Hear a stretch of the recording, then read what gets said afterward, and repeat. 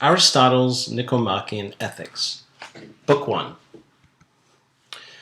So we turn to Aristotle, and next to Plato, Aristotle is probably one of the most significant philosophers in history. One might argue that he's perhaps even more significant than Plato. He had a profound influence on all of classical philosophy within ancient to medieval thought up until the 17th century. His text, the Nicomachean Ethics, is probably one of the most significant early texts on moral theory in the sense that he deliberately looks into ethics itself, and his position is called virtue ethics. Plato's is also, but you'll notice that Plato's Republic is a discussion of justice within the context of discussions of the nature of the state, politics, sociology, etc. The Nicomachean Ethics is a work which was written with the intention of discussing a moral theory and providing a theory of right and wrong, good and evil, etc. The word Nicomachean is apparently taken from his son Nicomachus. So that's quite significant, because the text was actually, if we see it that way, was written for his son, and Aristotle's intention of the text is not just to provide a theoretical analysis of a certain theory of how to be good, but actually to provide a path for his son to become good and to achieve the happy life. And so it is called the Nicomachean Ethics, or the ethics of his son, for his son Nicomachus. Here is Aristotle's bust of Aristotle, lives in 4th century BCE, and please watch the biography on Aristotle's life. So the text kind of initiates, I'm going to jump around a little bit, with this question that he raises. He says, well, how precise should an ethical theory be? I think this is a very important question that we've kind of forgotten today at some level in ethics when we deal with ethical problems and we debate certain questions such as whether euthanasia or suicide or execution are right and wrong, and we try to provide answers, and some people say, well, you can't come to these solutions. And it sort of depends, because we're asking the question, well, how precise should our answers be? And Aristotle says, well, let's look at a parallel example here, or an analogical example.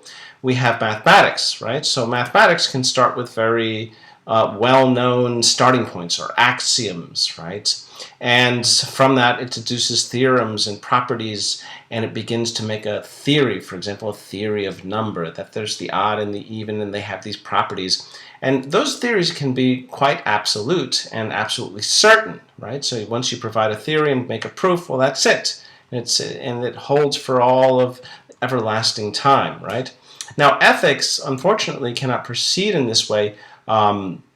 I should actually preface that with the point that maybe it can, but as human beings, our intelligence is limited, and we simply can't understand all of the particularities and the circumstances. This is part of the problem, indeed, that mathematics deals with very universal things like the number 2 and 3 and equals, whereas ethics deals with particulars and circumstances. The fact that about murder, for example, and there's various contexts in which murder can occur. Some of them, it's seemingly obvious that it's wrong, killing an innocent person, and in other cases it's not so certain. For example, in the case of execution or the case of war, we have to kill in order to defend ourselves. So Aristotle suggests that because of that, when we're looking at an ethical theory, we really can only provide a broad outline. In the Greek is pachylos, typo or typos, and that is thickish and engraved, or a model. In other words, he's saying we can provide a model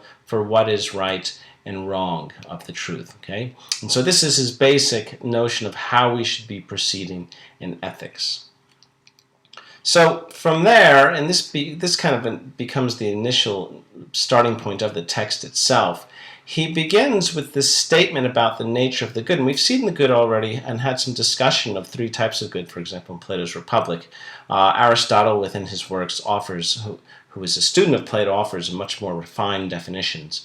And he says within this text, every art and inquiry, and similarly, every action and pursuit is thought to aim at some good, and for this reason the good has rightly been declared to be that at which all things aim. So here's a definition then for the good. The definition of good is that which all things desire. And so now, how would you understand that? Think about it this way in very simple context. What is the good, you could say, of a flower? The good of the flower is to have good soil for the seed to grow, to receive water for nourishment, and to receive sunlight. And so notice that is the good of the flower, and if there's a larger tree concealing it from the sun, that's bad for the flower. This is what he means. Aristotle is in fact a naturalist, and he was behind the development of, for example, biology and various other sciences. So he's thinking kind of in scientific terms.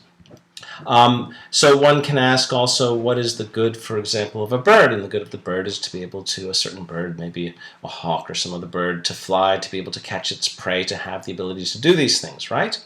So looking at that, we can ask, what is the good of the human being, of humanity? So as a particular species, what constitutes our good? And so it's going to be that which the human being desires by its nature. So we are a human species, right? And by our nature, what we desire is different from something like a flower or a centipede, right? Or a dog. And so what's good for a dog may not be good for a human being, and vice versa. And so what he wants to look at, what is proper to the human being, and identifying what's specific to our nature, we want to ask, what is the good of the human being? And so this is the real interest of the text. Had he just looked at this question, it would not be an ethics proper, but actually would be within the realm of metaphysics, or the study of reality, because the good is a certain reality that we can think about. But when we posit it within the question of, well, what's the good of the human being? What brings us our proper and highest good? Now we're moving into the realm of ethics. And of course, we're looking into virtue ethics, and we will specifically see why this is the case, because Aristotle's moral theory will distinctly and identifiably develop a virtue ethics. So first Aristotle says, well, let's look at the different views. And what is he saying? The different beliefs about the good. This is kind of interesting because we see in this particular section that Aristotle is actually engaging in one of the types of disciplines of ethics, which I talked about in the intro, which is descriptive ethics. Okay, because we can ask people, well, what do you think is the good? What do you think is best in life? And he identifies three different types, or three views or beliefs about what's best in life, what's good. And the first view is that the good is the pleasurable, right? This is called hedonism. So what's good in life is pleasure, what's bad in life is pain. Okay, and so we have the life of pleasure, o apolafstikos. O apolafstikos means pleasure, and the word that it tends to be linked to is hedoni. Hedoni also means pleasure. Sorry, the apollastikos means pleasurable, and hedoni means pleasure, and this is where we get the notion of hedonism, for which we have, for example, the view of Epicurus, that the good is nothing but the pleasurable, and so we should seek pleasure and try to avoid pain. And so this was a big school of philosophy during that time, and a lot of philosophers throughout history have espoused this view that, well, what's good in life is just to have pleasure, what's bad in life is to have pain, so we should try to minimize pain as much as possible and obtain pleasure. So a second view is that the good lies in social and material success. Today we might call that something like materialism, and I think there's a lot of materialists in our day and age, and that's identifiable. Aristotle calls it the political life, and the reference there is to the polis, which means the state, and so you could call it the civil life. And so there are those who think that, you know, the highest success in life is through society, and so what do we need to do? We need to get a good job, we need to have good friends and connections, we need to make money, we need to get that nice car and house, and that is the good of human life. Now think about it, we're not just talking about, you know, something that's going to make you feel good, we're talking about what's the good of the entire human life, what makes a human life the best in some sense. This is kind of what he's asking. Now the third view is that, and this is kind of the philosophical view, so you can imagine that Aristotle's going to kind of side on this view, is that the good resides in the life of wisdom, Sophia, wisdom, knowledge, the pursuit of knowledge, but not only because the pursuit of knowledge is a theoretical concern, but wisdom can be understood in a practical sense, which is a moral sense, because we have moral virtue Contemplation is meditation, speculation, philosophical investigation, theoria, like the word theory. That's actually the Greek term there. So the life of wisdom is about both having knowledge, being wise in that sense, but also having the knowledge to properly order one's affairs. And notice somebody who could do that, who could always hit the right mark in life, we would call that person wise in a different sense from someone who knows, for example, various sciences, mathematics, and who knows politics, and who knows physics, and who knows philosophy and history, right? That person's wise. Maybe call them smart, right? But the wise person is someone who can give you good advice and lead you in the right direction.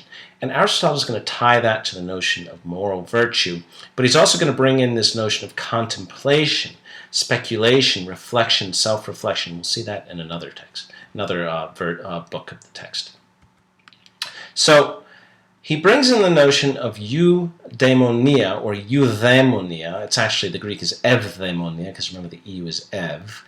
And he's going to speak of the good of humanity in terms of well-being. Okay, so now well-being is basically the Greek term for happiness. And because when we think, well, what makes life worth living, okay? And really, a happy life, it would be the best kind of life in this sense. So our notion of happiness, though, is unfortunately tied to this notion of the pleasurable and material success. So when we look at the ancient Greek notion, Aristotle's notion, he wants to tie it to something much more refined. And so, and when you look at Aristotle's notion, it does kind of articulate a much better notion of what happiness means, even if the English word doesn't really express it. And so the word is from ev, or you, plus daimon, which means well-fortuned or well-destined. So think about it, because in the end, this is really what we want. We not only want to, obtain that good life, or we have, a nice job and stuff, but we want to be well-fortuned, well-destined, so that if we could know that our lives would lead a path that would bring long-term happiness until our death, that would be something that we would truly desire. And this, for Aristotle, is called well-being. So how do we achieve this? Well, obviously, you can have certain events that can impede it, but notwithstanding those, he suggests that it's achieved through a virtuous life. And virtue here comes from the Greek word areti, meaning excellence or striving for the best. Actually, the Latin word is a little different, because the Latin word we have is vir, which literally means man. And so virtue this comes from the Romans, in fact, not the Greeks. The Greeks have a different notion. The virtue means manliness. So if you're virtuous, you're manly. So this is not Aristotle's version. To be virtuous is not to be manly in Aristotle's sense. Rather, to be virtuous in Aristotle's sense is to be excellent. And we can kind of think about this. If we look at athletes, we see a certain excellence in athletes, right? So this particular athlete is great, at the sprint. This particular athlete is great at basketball or at baseball, right? So there's an excellence of that particular athlete which helps them to stand out from the rest. This is what Aristotle wants to say about moral qualities. A virtuous person is like a moral athlete. They stand out in their excellence from the rest. And why will that person live a better life than others? Because their excellence will include this sense of wisdom, with the idea of being able to order their life in the right way and to hit the right target and to succeed. And why can they do this? Because they have an excellence for it. And he's saying this is going to lead to being well-destined, because throughout life we need to make these decisions, and if we're virtuous, we'll make the right decisions as opposed to the wrong decisions. So how do we become virtuous? Now, remember, classical ethics is about the practical side, right? And Aristotle will state this in the text, and as you read it, you'll see he says, look, we're not asking these questions just to know. We want to become virtuous, and I really side with Aristotle and the classical philosophers here. I like looking at these philosophical questions, but from my perspective, if we're really not asking these questions in order to become better human beings, then you really have to think about it. What are we doing, right?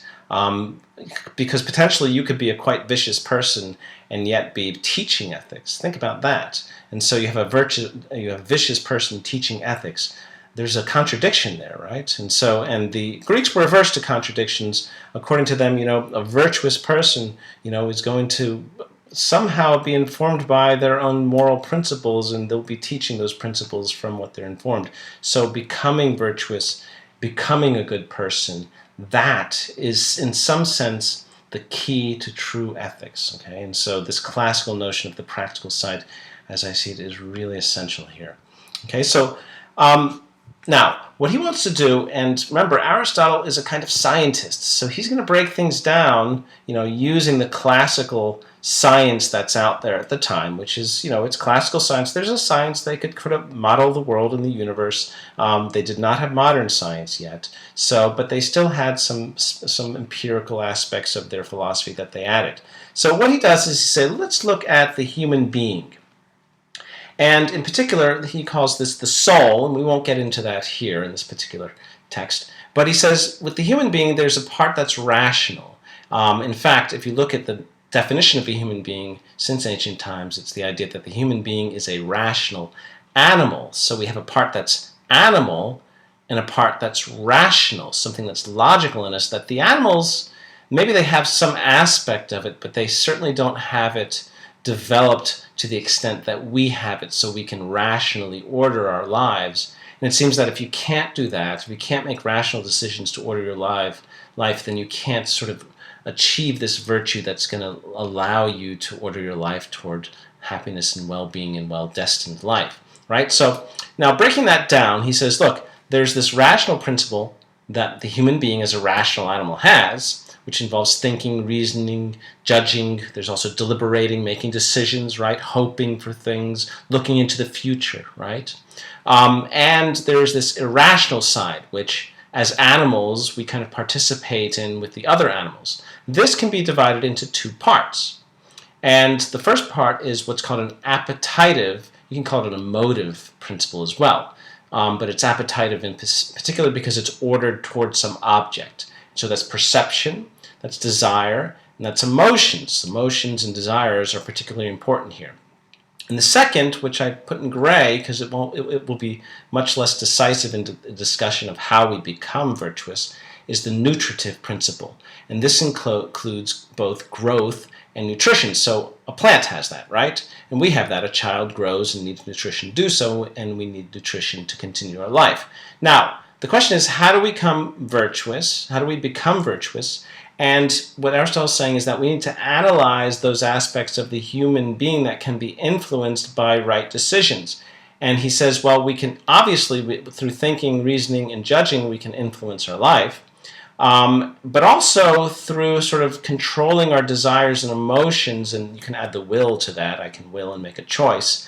This can also make a difference in terms of whether or not we make the right decisions. Okay, so on the other hand, we really can't control growth and nutrition. These things are very instinctual, or they're just a part of what the organism is, and so they have no say in whether someone's right or wrong. You can't say, look, you're 6 feet, so therefore you're evil, right? That just doesn't make sense. So we can influence desire, and we can influence reason, but we cannot change our nutritive power. So in the discussion of the nature of virtue, we have to look at those two things.